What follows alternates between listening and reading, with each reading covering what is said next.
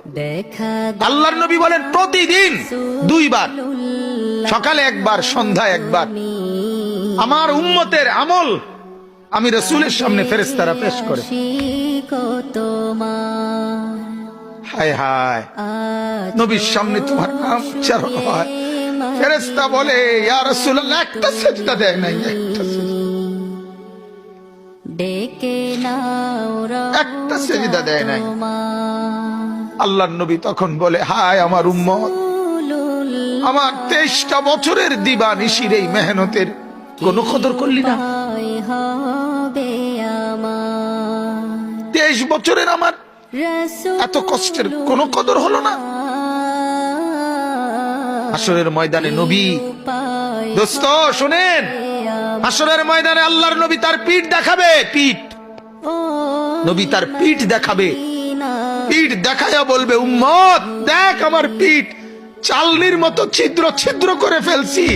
তায়েফের বাচ্চারা যখন আমার পাথর মারছে, ওই পাথরের আঘাত সইতে গিয়ে সেদিন দেখবেন, সেদিন বুঝবা যুবক, নওজোয়ান, তোমার জন্য কাঁদার কেউ নাই, তোমাদের জন্য ভাবার কেউ নাই, মা বাপ ছেড়ে দিছে তোমারে, যা বাবা নষ্ট হয়ে যা। আহা, মোবাইলের হাতে ছেড়ে দিছে তোমারে, নষ্ট বন্ধুদের হাতে ছেড়ে দিছে তোমারে, যা বাবা পেটের বুক লাগলে ভাত খাইয়ে যায়, বাকি টাইম নষ্ট হয়ে যায়। অভিভাবক ছেড়ে দিছে সন্তান, দুপুর বেলা বের হইছে রাত 10টা পর্যন্ত, কারো কোনো পেরেশানি নাই মা বাবার। ছেলেটা কি হচ্ছে, তার সাথে উঠতেছে, বসতেছে, খাইতেছে, চলতেছে, কারো কোনো পেরেশানি। এভাবে জিন্দেগি চলে না বাজার,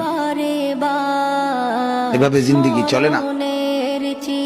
এজন্য আল্লাহ তাআলা প্রতিদিন ডাকে আমার বান্দা আমি কি অপরাধ করেছি। রাসূল প্রতিদিন বলে আমার উম্মত আমি কি অন্যায় করছি।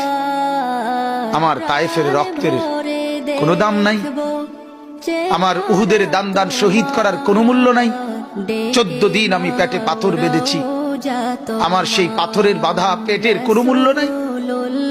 আমি 3 মাস ঘরে চুলায় আগুন জ্বলে নাই, আমার সেই জীবনের কোনো মূল্য নাই।